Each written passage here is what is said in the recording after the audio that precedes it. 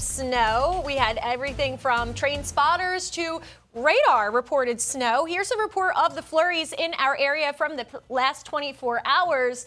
Pretty impressive, right? And as I said last night, most of this was along the coast because the way that Gulf effect snow, even though we very rarely see it, works the same way like lake effect snow, where we have water temperatures that are in the upper 50s here locally, and then we have that super cold, chilled air. All that warm air rises from the water. We have that wind that was gusting from the northwest, blowing over that colder land, and that's when that moisture condensated into snowflakes. So this is pretty impressive, though. Look at this. If I expand the picture, there were snow flurry sightings all the way down to Fort Myers. That's really unbelievable. So really, it was the coastal areas. It didn't accumulate.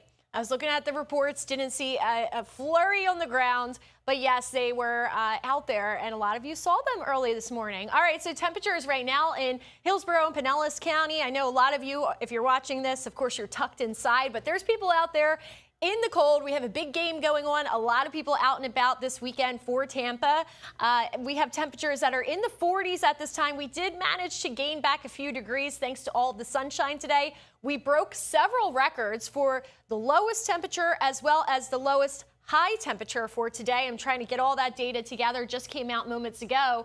Crystal River right now at 37, 39 in Brooksville, Dade City. Everywhere else pretty much in the lower 40s. Now tonight we're dropping back down into the 20s for the area. This is the actual air temperature, not including the winds. And the winds are very important in a situation like this because the wind makes it feel much colder. If this was just a regular night, 26 is bad enough, right? But we have that wind and it adds that extra iciness to the air. This is Polk County because Polk County is one of those locations inland where we have all that radiational cooling that occurs during the nights. And that's when temperatures will feel like they're close to 20 degrees solid. So yeah, take your pick of your cold, where you want to go. Here it is, a big map that shows all the different cold weather alerts and warnings. There is a freeze warning for much of our area. The only exception of that would be a small little sliver of Pinellas County. And again, just because of the way the wind is blowing and the Gulf temperature is around 58, that's helping out Pinellas County to be slightly above freezing. Everywhere else shaded in the purple, that means that temperatures will be at or below freezing. And then we also have the wind chill that will be closer to 20 degrees. Last night it was in the teens.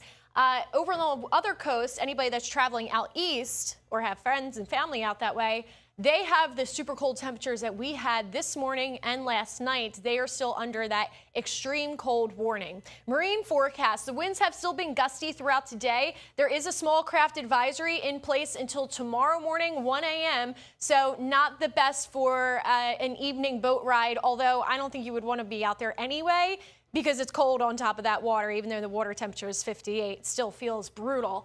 Satellite radar, nice and quiet, not a peep out there, barely a cloud. Hey, what about rain? We do have rain chances coming up for this week.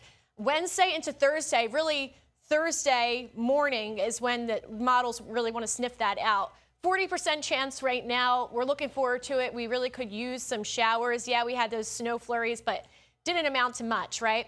7-day forecast here. Let's check out these weather impact alerts. We have another one for tomorrow morning because of all those cold weather warnings and alerts I just told you about. Tuesday, still going to be on the chilly side, chilly enough that we went ahead and issued that weather impact alert. So people make sure they're bundling up. And then moving into this week, we do start to improve. Wednesday, 43 for that morning temperature, going into the upper 60s. Yes, for the afternoon, but then here comes the rain Thursday, knocks us back down a few degrees. Still, nonetheless, nothing comparable to what we had last night and early this morning. That was likely our coldest air that we've seen, not just for the season this year, last year, but again, we have some record-breaking marks. So going to go over that within the hour.